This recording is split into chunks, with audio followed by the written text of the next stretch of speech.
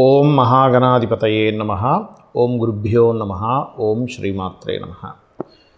మనం ఈరోజు జూలై మాసంలో గ్రహస్థితి ఏ విధంగా ఉంది, దాని మూలంగా ఎవరెవరికి ఎటువంటి ఫలితాలు జరగనున్నాయి అనేటువంటి విషయం చెప్తుంది. నేనైనప్పటికీ కూడా చెప్పిస్తుంది సాక్షాత్ లలితామ్మవారిగా భావిస్తూ, ముందుగా అసలు గోచారం ఎలా ఉంది అని చూసుకున్నట్లయితే, మీనరాశిలో శని, వృషభంలో స్వక్షేత్రంలో శుక్రుడు, మిథునంలో గురువు యొక్క సంచారం జరుగుతుంది. ఆ యొక్క శుక్రుడు 26వ తేదీ వరకు అక్కడ ఉంటాడు.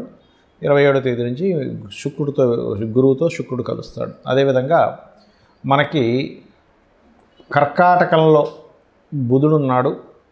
మరియు అదేవిధంగా సింహరాశిలో కుజుడు కేతువు యొక్క సంచారం జరుగుతుంది. కుంభంలో రాహు. ఇక చంద్రుడు ప్రతి 2.5 రోజులకు ఒక్కో రాశి మారుతూ ఉంటాడు.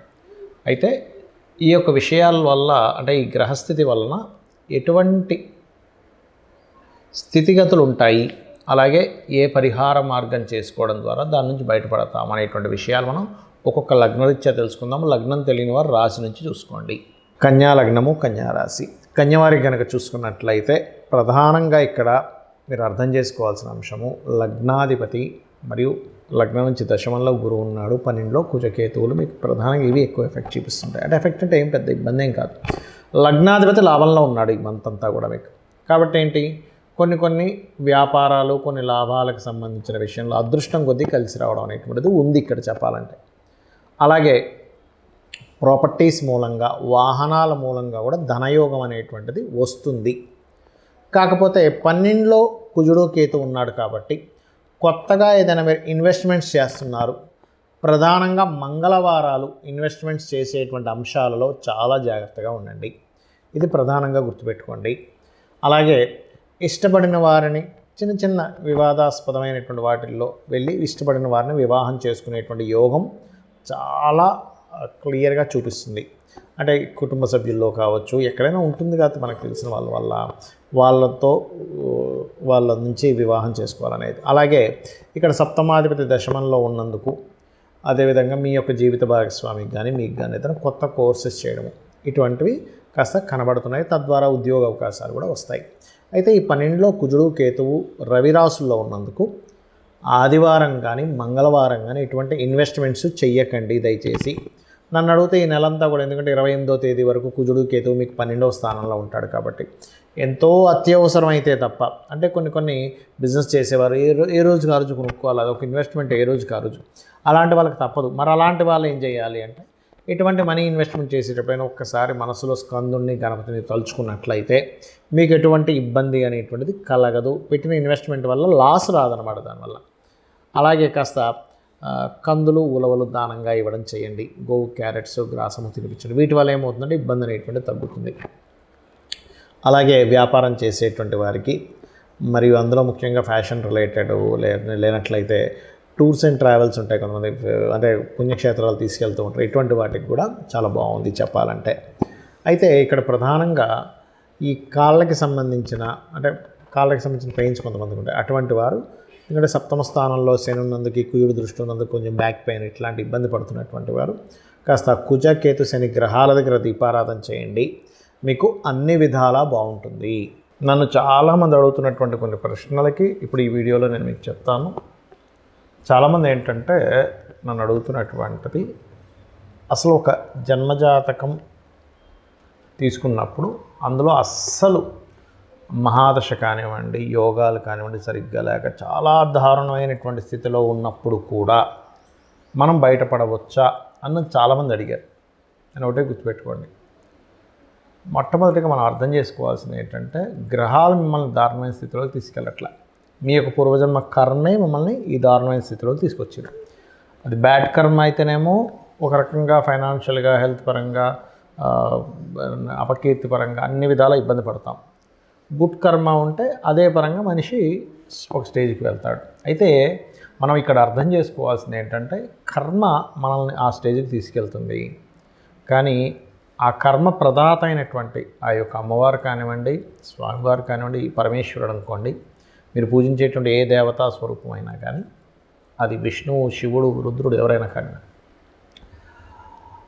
వాళ్ళ చేతిలో వాళ్ళ యొక్క కనుసైకల్లో ఈ విశ్వం మొత్తం తిరుగుతూ ఉంటుంది, గుర్తుపెట్టుకోండి.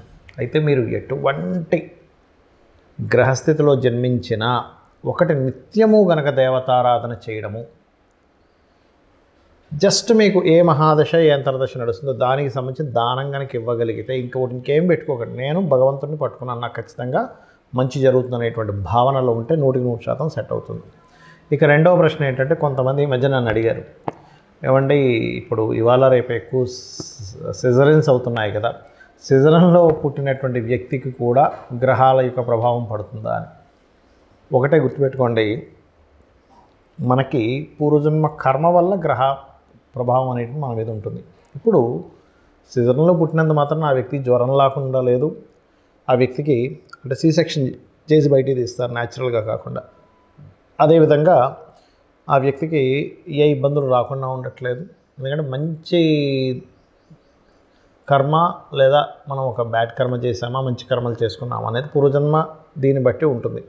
అయితే ఇక్కడ మరొక క్వశ్చన్ దీనికి అనుసంధానంగా ఏమడుగుతున్నారంటే, ఇప్పుడు మనం పెట్టినటువంటి ఒక ముహూర్తంలో పెట్టుకుంటాం, అంటే చాలామంది అడుగుతుంటారు, ఏమండి ఇలాగా న్యాచురల్ డెలివరీ అవ్వదు, సో మీరు ఎవరినైనా పురోహితుల్ని లేకపోతే ఆస్ట్రాలజర్ని కనుక్కొని పలానా 1 వీక్లో మీరు ఒక మంచి రోజు చూసుకొని చేసుకోండి పలానా టైం అని చెప్తూ ఉన్నప్పుడు, ఆస్ట్రాలజర్ని సర్వసాధారణంగా తల్లిదండ్రులు వాళ్ళు పడ్డ కష్టాలు కాకుండా వాళ్ళ పిల్లలైనా బాగుండాలనేటువంటి ఒక మంచి ఆలోచనతో వస్తారు. తద్వారా పలానా రోజు చేసుకోండి బాగుందని చెప్పడం జరుగుతుంది. అయితే ఇక్కడ ఏంటంటే క్వశ్చన్ ఏంటంటే, చాలామంది మరి అలాగ మనం ముహూర్తం పెట్టినప్పుడు ఆ వ్యక్తికి అన్ని కర్మలు పోతాయా ఒక మంచి ముహూర్తంలో పుట్టినప్పుడు అంటే, ఒకటే చెప్తాను నేను మీకు, మనం పెట్టడం కాదు అసలు అక్కడ ముహూర్తం. ఆ జీవుడు అక్కడ పుట్టాలని రాసి పెట్టుంటే ఈ యొక్క ఆస్ట్రాలజర్కి కావచ్చు లేదా పంతులు గారికి ఎవరికైనా మన టెంపుల్స్లో ఉండే పురోహితులు ఎవరైనా పలానా రోజు చేసుకోండి అని చెప్పినప్పుడు వాళ్ళ ఆ జాతకుడు మంచి పుణ్యకర్మలు చేసుకుని ఉంటే ఖచ్చితంగా ఆ టైంకి పుట్టేస్తాడు వీళ్ళు పెట్టిన ముహూర్తానికి. లేదనుకోండి, నేను చాలా కేసెస్ చూసింది ఏంటంటే, మంచి ముహూర్తం పెట్టినా కూడా జీవుడికి ఆ టైంలో పుట్టే యోగం లేదు. అంటే ఆ జీవుడు పలానా కర్మలు అనుభవించడానికి ఒక పర్పస్ కోసం పుడతారు. ప్రతి ఒక్కరు కూడా ఖచ్చితమైన ఒక పర్పస్ ఉంటుంది. ప్రతి జీవి ఒక పర్పస్ కోసం పుడుతుంది. ఆ పర్పస్ కోసం పుట్టేటప్పుడు ఏ సమయంలో పుట్టాలో ముందే డిసైడ్ అయి ఉంటుంది. మనము పలానా ఉదాహరణకి ఇప్పుడు ఇది జూన్ మాసం నడుస్తుంది అనుకుందాం, జూలై 10వ తేదీయో పెట్టాం, కానీ వాళ్ళు జూలై 9వ తేదీ తల్లికి కాస్త పెయిన్స్ స్టార్ట్ అయిపోయి ఇమీడియట్లీ హాస్పిటల్లో తీసుకెళ్ళి జాయిన్ చేసేసి డెలివరీ చేసేస్తారు, ఆపరేషన్ చేసేస్తారు. ఎందుకంటే పెయిన్స్తో ఉన్నప్పుడు 10వ తేదీ దాకా ఆఖరిగా 9వ తేదీ వస్తాయి. ఆ రకంగా జరుగుతుంది, గుర్తుపెట్టుకోండి. కానీ సర్జరీ చేసినప్పుడు పుట్టిన అంటే సెక్షన్లో పుట్టిన న్యాచురల్గా డెలివరీ అయినా ముందే ఫిక్స్డ్. కాకపోతే ఏంటంటే కొంచెం వీళ్ళు చేసుకున్న పుణ్యం ఉంటుంది, తల్లిదండ్రులు చేసుకున్న పుణ్యకర్మలు ఏవైనా ఉంటాయి, అవి కొంతవరకు వీళ్ళని సరైన సమయంలో పుట్టేలాగా కూడా తోడ్పడుతుంది. అయితే ఇక్కడ చాలామంది ఏంటంటే భయపడుతున్న అంశాలు ఏలినాడు శని, కాలసర్ప యోగం, ఇది చాలా పెద్ద ఎఫెక్ట్ ఇస్తుంది అనేటువంటిది ఒక మిత్తులో ఉంటున్నారు.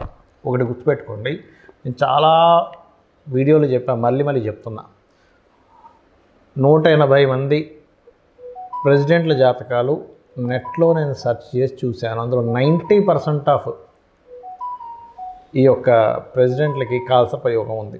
అంటే ఒక్కసారి మనం ఆలోచించినట్లయితే, మరి వాళ్ళు ప్రెసిడెంట్లు అయ్యారే కాలసర్ప యోగం ఉన్నప్పుడు మనం ఎందుకు మన జీవితం ఏదో పాడైపోతుందని ఆలోచిస్తున్నాము అనే ఒక్క చిన్న లాజిక్ పాయింట్ మీరు అర్థం చేసుకుంటే సెట్ అవుతుంది. అంటే ఎందుకు అంటే, వాళ్ళ పర్సనల్ చార్ట్స్లో ఓ దేశానికి నాయకుడు అయ్యే యోగం ఉంది.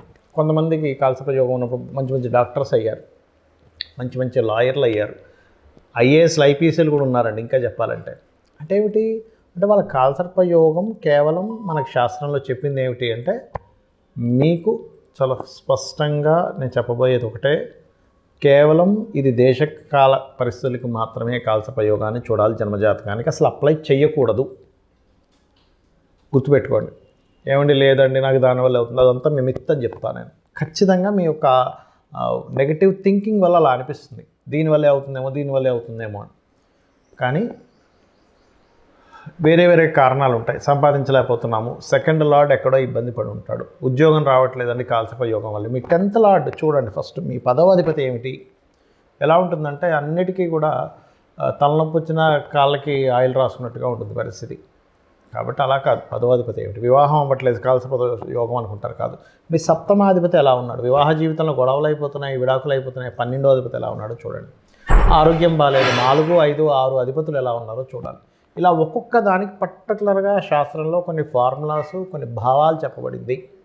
అలాగే ఏలినాడు శని విషయంలో కూడా మీరు గుర్తుపెట్టుకోండి, ఎప్పుడు కూడా శని అనగానే వెంటనే మనం నెగిటివ్గా వెళ్ళిపోయి నాకేం కలిసి రాదు, ఏం చేసినా కలిసి రాదు, అది కాదు. కర్మకారకుడు, కర్మప్రదాత, ఆయనకు ఒక పోర్ట్ఫోలియో ఇవ్వడం జరిగింది. మీ మంచి చెడు కూడా ఆయన ఇస్తాడు.